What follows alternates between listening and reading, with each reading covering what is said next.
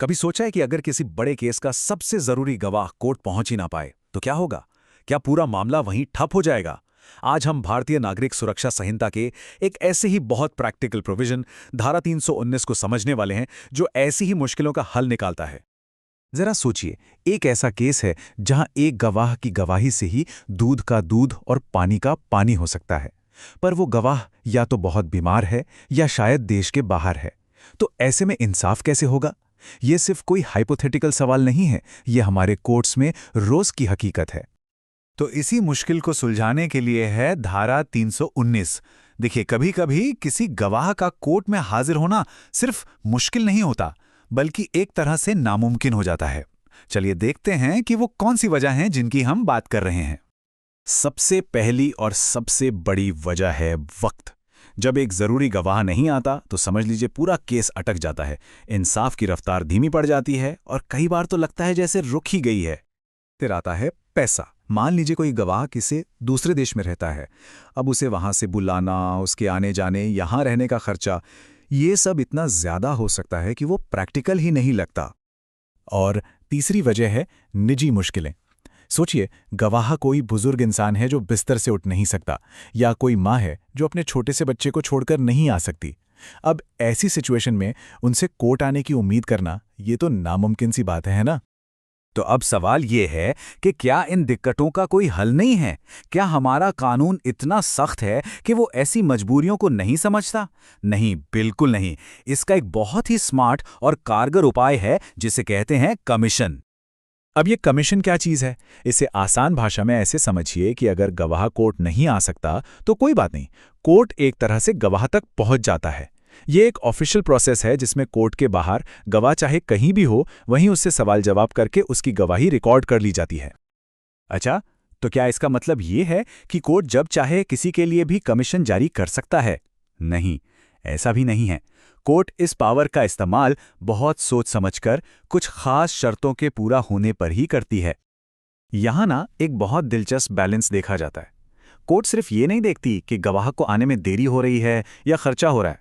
वो सबसे जरूरी सवाल ये पूछती है कि क्या ये न्याय के हित में है? मतलब, क्या उस गवाह के बिना सच तक पहुंचना नामुमकिन है? क्या उसके बिना इंसाफ हो ही नहीं सकता? यही है असली टेस्ट। लेकिन रुकिए, इस कानून में एक ऐसा पेच भी है जहां कोर्ट की मर्जी नहीं चलती। जी हां, एक ऐसी सिचुएशन जहां कोर्ट को कमीशन जारी करना ही पड़ता है, और ये नियम देश के कुछ सबसे ऊंचे पदों पर बैठे लोगों के लिए है। इन खास लोगों के लिए कमीशन जारी करना एक ऑप्शन नहीं बल्कि एक जरूरत है। और ऐसा क्यों है? ताकि देश के जरूरी काम किसी एक केस की वजह से रुक ना जाएं। मतलब गवर्नेंस चलती रहनी चाहिए। तो कानून के हिसाब से इन पदों पर बैठे लोगों की गवाही के लिए कमीशन जारी करना बिल्कुल अनिवार्य है। भारत के राष्ट्रपति, भारत के उपराष्ट्रपति, किसी भी राज्य के राज्यपाल और किसी भी केंद्र शासित प्रदेश के प्रशासक। कानून की भाषा पर गौर करना बहुत जरूरी है। यहां लिखा है shall be issued, may be issued नहीं। मतलब जारी किया जाएगा, ना कि जारी किया जा सकता है। ये छोटा सा फर्क जमीन आसमान का है। ये बताता है कि इस मामले में कोर्ट के पास कोई और ऑप्शन है ही नहीं।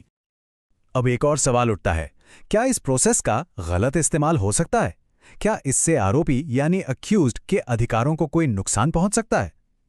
कानून बनाने वालों ने इस बारे में भी सोचा है। तो क्या इसका मतलब यह है कि प्रोसिक्यूशन जब चाहे किसी भी गवाह की गवाही दूर से करा ले और आरोपी कुछ ना कर पाए? नहीं, यहां भी एक संतुलन बनाया गया है। अगर प्रोसिक्यूशन यानी अभियोजन पक्ष कमीशन की मांग करता है तो कोर्ट उसे यह आदेश दे सकती है कि वो आरोपी के वकील का सारा खर्चा उठाए। ये एक बहुत ही जरूरी सेफ्टी नेट है।